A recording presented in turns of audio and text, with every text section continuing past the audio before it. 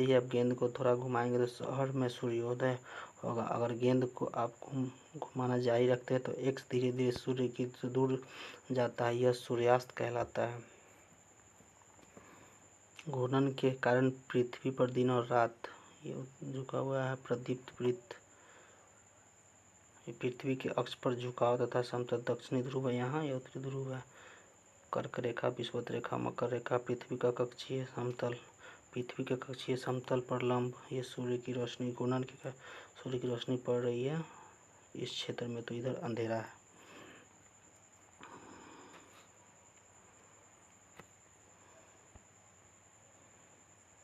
क्या आप जानते हैं प्राचीन भारतीय खगोल शास्त्री आर्यभट्ट ने बताया कि पृथ्वी गोल है और अपने अक्ष पर घूर्णन यानी घूमती है। अगर पृथ्वी घूर्णन नहीं करे तो क्या होगा? सूर्य के तरफ वाले पृथ्वी के भाग में हमेशा दिन, जिसके कारण उस समय भाग में गर्मी लगातार पड़ती रहेगी, दूसरे भाग में हमेशा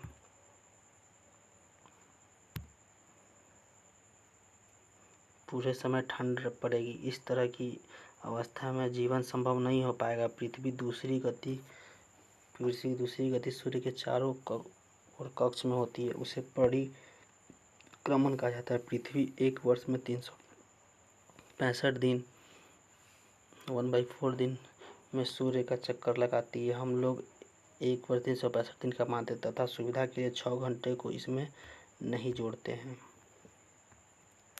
पृथ्वी का परिक्रमण एवं ऋतुएं।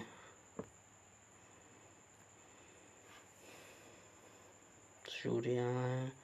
विषुव 23 सितंबर बसंत ऋतु, दक्षिणायन 22 दिसंबर, दक्षिण गोलार्ध में ग्रीष्म ऋतु है, 22 मार्च बसंत ऋतु। यहाँ पर 21 जून उत्तर आयन, उत्तरी गोलार्ध में ग्रीष्म ऋतु, दक्षिण गोलार्ध में शीत ऋतु पड़ रहा है। ये देखिए उत्तरी गोलार्ध इधर से शीत ऋतु, इधर ग्रीष्म ऋतु।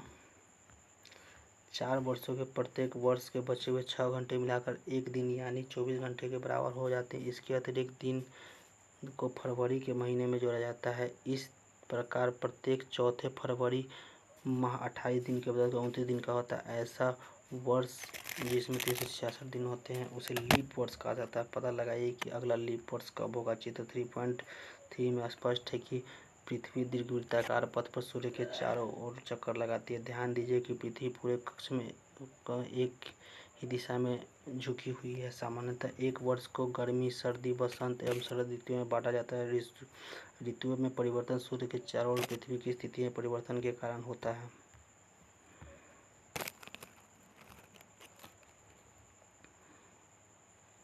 आओ कुछ कर सीखे। क्या आप जानते हैं एक दीर्घवृत्त कैसे बनाया जाता है? एक पेंसिल, 2 पीने तथा एक धागे का छल्ला लीजिए। अब इन पीनों को कागज पर स्थिर कर दे जैसे कि चित्र में दिखाया गया है। अब इन दोनों पीनों को घेरते हुए धागे के छल्लों को कागज पर रखें। अब पेंसिल के धागों को कसकर तानते हुए पेंसिल को धागे के साथ घुमाते जाइए। अब जो आकृति कागज पर बनेगी वह दीर्घवृत्त होगी। चित्र 3.3 में आप देखेंगे कि 21 जून को उत्तरी गोलार्ध में सूर्य की तरफ झुका है। सूर्य की किरणें कर्क रेखा पर सीधी पड़ती है। इसके परिणाम स्वरूप इन क्षेत्रों में ऊष्मा अधिक प्राप्त होती है। ध्रुवों के पास वाले क्षेत्र में कम ऊष्मा प्राप्त होती है क्योंकि वहाँ सूर्य की किरणें तिरछी पड़ती हैं।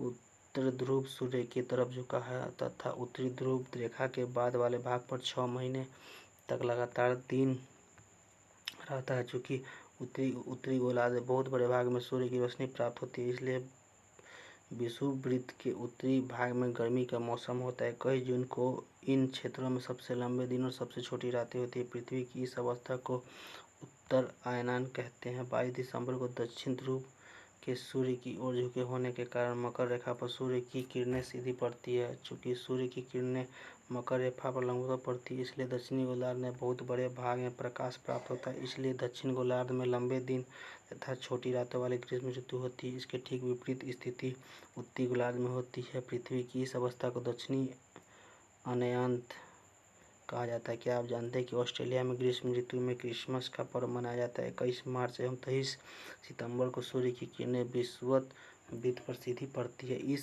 इस अवस्था में कोई भी ध्रुव सूर्य की ओर नहीं झुका होता, इसलिए पूरी पृथ्वी पर रात दिन बराबर होते हैं। इसे विषुव कहा जाता है। 23 सितंबर को उत्तरी गोलार्ध में शरद ऋतु होती है, जबकि दक्षिणी गोलार्ध में बसंत ऋतु होती है। 21 मार्च को स्थिति इसके विपरीत होती है, जब उत्तरी गोलार्ध में बसंत ऋतु तथा दक्षिणी गोलार्ध में शरद ऋतु होती है। इस प्रकार स्पष्ट है कि पृथ्वी के घूर्णन एवं परिक्रमण के कारण दिन एवं रात तथा ऋतुओं में परिवर्तन होता है। आओ कुछ कर सीखे। एक ही दिशा में पृथ्वी के झुकाव को समझने के लिए मैदान पर एक बड़ा दीर्घवृत्त बनाएं। छड़ी में लगा हुआ एक झंडे ले दीर्घवृत्ताकार वाली रेखा पर कहीं भी खड़े हो जाए। वहां दूर स्थित किसी वृक्ष के सबसे ऊपरी हिस्से के किसी बिंदु की ओर झंडे दिखाएं। अब झंडे को उसी स्थित बिंदु की तरफ रखते हुए दीर्घवृत्त पर चले। इस प्रकार पृथ्वी का अक्ष हमेशा एक ही स्थिति में झुका हुआ रहता है। पृथ्वी के परिक्रमण तथा पृथ्वी के अक्ष के निश्चित दिशा में झुके होने के कारण ऋतु परिवर्तन होता है।